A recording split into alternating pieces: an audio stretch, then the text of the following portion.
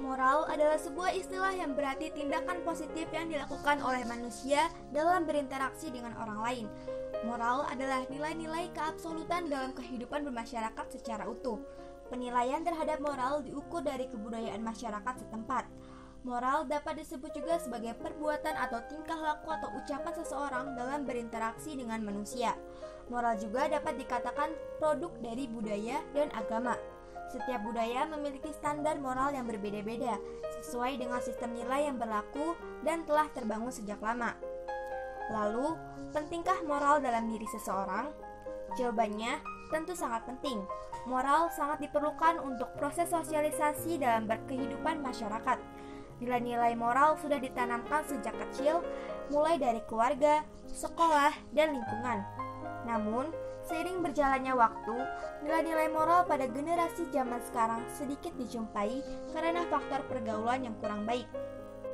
Moral meliputi akhlak atau etika yang baik seperti perbuatan atau tingkah laku atau ucapan dalam berinteraksi dengan orang lain.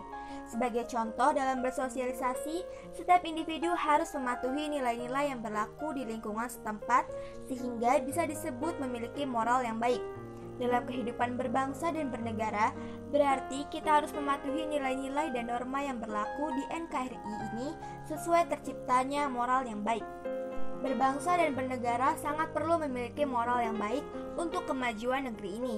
Menjunjung tinggi perbuatan dan perilaku yang baik dalam interaksi dengan sesama menjadi kunci penting agar tidak ada lagi perpecahan dan perselisihan antar suatu kelompok dengan kelompok lainnya. Pancasila, Undang-Undang Dasar 1945, Bhinneka Tunggal Ika harus diamalkan untuk terciptanya moral yang baik dalam kehidupan berbangsa dan bernegara. 1. Moral ketuhanan. Moral yang berhubungan dengan keagamaan atau religius. Contohnya yaitu melaksanakan ajaran agama yang dianut dengan baik seperti menghormati dan menghargai sesama manusia dan agama lain. Yang kedua ada moral ideologi. Moral yang berhubungan dengan semangat jiwa kebangsaan, loyalitas pada cita-cita bangsa dan negara.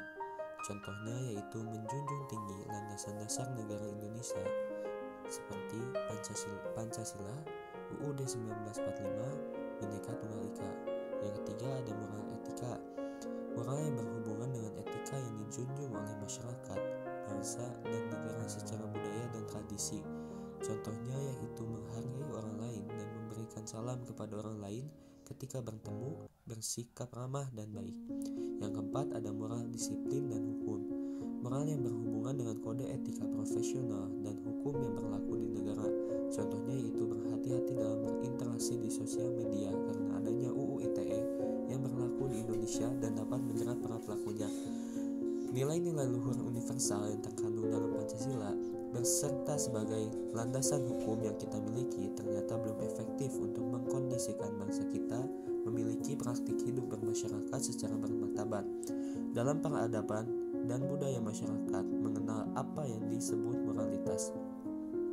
Moralitas menjadi sumber aturan perilaku yang tak tertulis yang oleh masyarakat dipegang teguh karena ia memiliki nilai-nilai kebaikan sesuai dengan ukuran-ukuran nilai yang berkembang dalam masyarakat.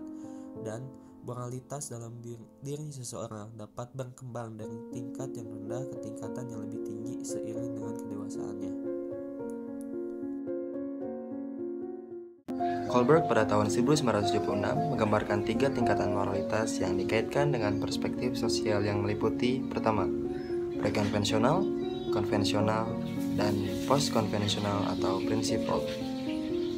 Pada tingkat prekonvensional atau tingkatan moralitas yang paling rendah, perspektif sosial moralitas seseorang menunjukkan bahwa dirinya merupakan individu yang konkret.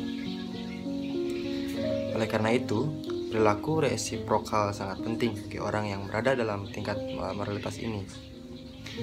Dalam tingkatan moralitas ini, kita sering menjumpai perilaku seseorang dengan penalaran yang menunjukkan perspektif sosial. Pola berpikir moral seperti ini tentu bisa dilakukan secara kolektif, yang kemudian mencerminkan suatu moralitas bangsa. Pada tingkatan konvensional perspektif sosial, yang ditonjolkan pada tingkatan moralitas ini ialah pentingnya seseorang menjadi anggota masyarakat yang baik. Oleh karena itu, perilaku orang yang berada pada tingkatan ini akan memiliki alasan-alasan. Yang pertama, apakah masyarakat mengizinkan? Yang kedua, pentingnya bagi seseorang untuk memiliki loyalitas pada orang, kelompok, dan otoritas pemegang kekuasaan. Dan yang ketiga adalah pentingnya memiliki kepedulian terhadap kesejahteraan orang lain dan masyarakat secara luas. Akhirnya, pada tingkatan post-konvensional atau tingkat penalaran moral yang paling tinggi, yang hanya bisa dicapai ketika seseorang telah mencapai paling tidak usia 24 tahun, lebih mementingkan nilai-nilai moral yang bersifat universal.